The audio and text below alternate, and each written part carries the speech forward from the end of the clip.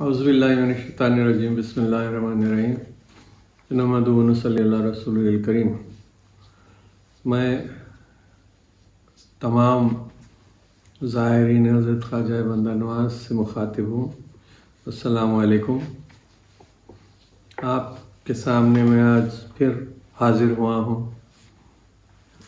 इस माज़रत के साथ कि हालांकि हुकूमत ने दरगाहों को और मजहबी इदारों को खोल दिया था, लेकिन मैं अभी मुनासिब नहीं समझ रहा था कि दरगाह शरीफ को अभी खोला जाए, क्योंकि मैं हालात से मुतमईन नहीं था। अभी भी मैं उतना मुतमईन नहीं हूँ, लेकिन फिर भी मैं ये दरगाह की ज़ियारत को आप लोगों को महरूम और दिन नहीं रख सकता। मुझे ख़ुद बेचैनी है, मुझे यकीन है आप हज़रात को भी बहुत बेचैनी होगी। मैं गुलबर्गा के ज़ायरीन और बाहर के ज़ायरीन जितने भी हैं सबसे मैं मुखातिब हूँ।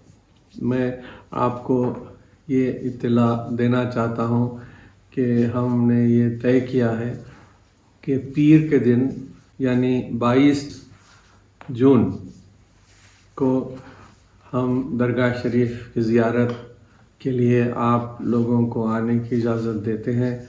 आप लोग आइए, लेकिन उसके लिए चंद शराइत हैं और वो ये हैं कि आपको बहुत ही एहतियात के साथ आना पड़ेगा।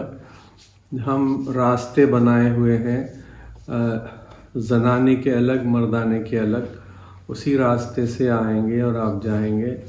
और अंदर 2-3 हज़रात से ज़्यादा की इजाज़त नहीं है। आप लोग सिर्फ़ वहाँ फ़ातिहा दे सकते हैं। आपको मज़ार शरीफ तक हम नहीं ले जाएंगे। बाहर मज़ार के बाहर के हिस्से में आप ठहर के आप फ़ातिहा दे सकते हैं। वहाँ पे लोग मौजूद हैं जो आपकी हिदायत करेंगे। आप वहाँ बाहर 11 सीढ़ी के नीचे ऊपर जो है हिदायत वहाँ लिख के लगाए हुए हैं, आप उनको ज़रूर पढ़िए। और कुछ हिदायत गुंबद शरीफ के बाहर भी रखे हैं जो अंदर जाने के ताल्लुक़ से हैं, उसको भी आप ज़रूर पढ़ लीजिए।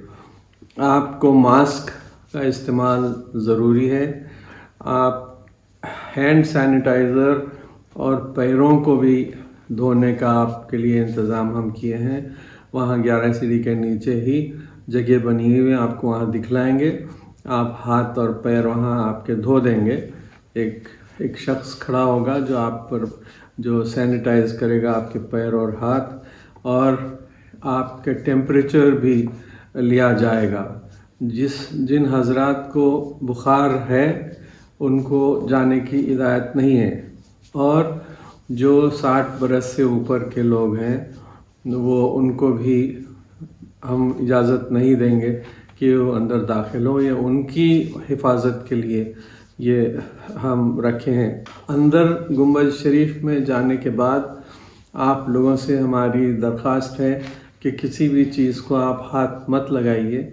आपके लिए वहाँ खुली जगह है, इंतज़ाम है। आप फूल चढ़ाना चाह रहे हैं तो उसका भी लिए हम वहाँ इंतज़ाम करके रखे हैं। आप वहीं फूल डाल दीजिए और उसमें कोई मुज़ायक़ा नहीं।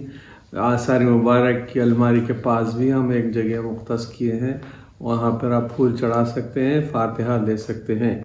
आपसे गुजारिश है कि आप लोग इतना एहतियात ज़रूर कीजिए, और भी कुछ महीने शायद ये करना पड़ेगा, और आप लोग उसका इन हिदायत पर पाबंद हो जाइए। इसमें आप सबकी बेहतरी है, दूसरों की भी बेहतरी है।